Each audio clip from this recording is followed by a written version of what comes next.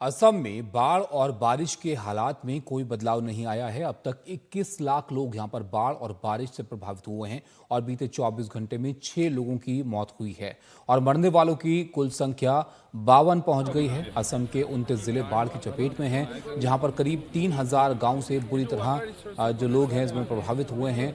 असम की 10 नदियां खतरे के निशान के ऊपर बह रही हैं। निचले असम में बाढ़ का अलर्ट जारी किया गया है। बुधवार से गोलपारा और डुबरी जिले में बुधवार रात से ही जल जमाव के चलते आम जनजीवन अस्त व्यस्त है।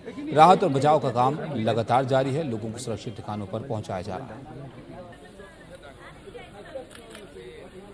असम में जो बाढ़ की परिस्थिति है उसमें कुछ ज़्यादा अंतर नहीं आया है। अभी भी 21 लाख लोग बाढ़ की चपेट में हैं 29 जिले में 29 डिस्ट्रिक्ट्स में। और अब जो बाढ़ का प्रकोप दिख रहा है वो निचले असम में दिख रहा है।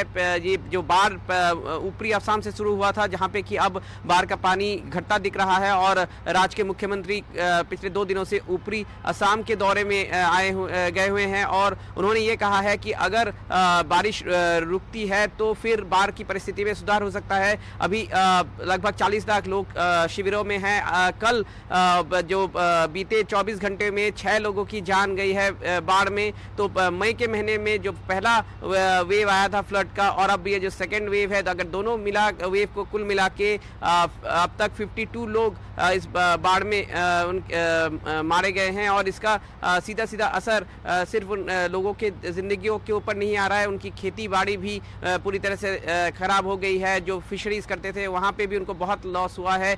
और ब्रह्मपुत्र नदी अभी भी कई स्थानों में जो डेंजर लेवल है उसके ऊपर बह रही है। और इसके साथ साथ और भी बहुत सारे नदियाँ, बड़े नदियाँ, लगभग 10 नदी उफान पे है। और सिर्फ ब्रह्मपुत्र वैली नहीं, असम का जो दूसरा वैली रीजन है सदर्न असम में बराक वैली रीजन, वहाँ पे भी अब फिर से बाढ़ की कहर आ रही है। तो पूरे राज्य में अभी बाढ़ की समस्या से फिर से इसको निपटने की कोशिश कर रहा है। और इसके साथ साथ काजीरंगा नेशनल पार्क की बात करें तो वहाँ पे पानी घटता दिख रहा है, मगर अब तक 31 एनिमल्स की डेथ हो चुकी है और 82 एनिमल्स को वहाँ पे रेस्क्यू किया गया है। और अगर निचले असम की बात करें तो वहाँ पे पानी बढ़ता दिख रहा है। धुबरी और ग्वालपारा, ये 2 जिले निचले असम में बहुत प्रभावित हैं इस समय, क्योंकि जो ऊपर में जो पानी था अब नीचे की तरफ आ रहा है। और मौसम विभाग ने अगले 2 दिनों तक उत्तर पूर्व के कुछ हिस्सों में रेड अलर्ट, बहुत बारिश होने की, और ऑरेंज अलर्ट भी जारी रखा है। तो अगर इस तरह बारिश फिर से आती रही, क्योंकि कल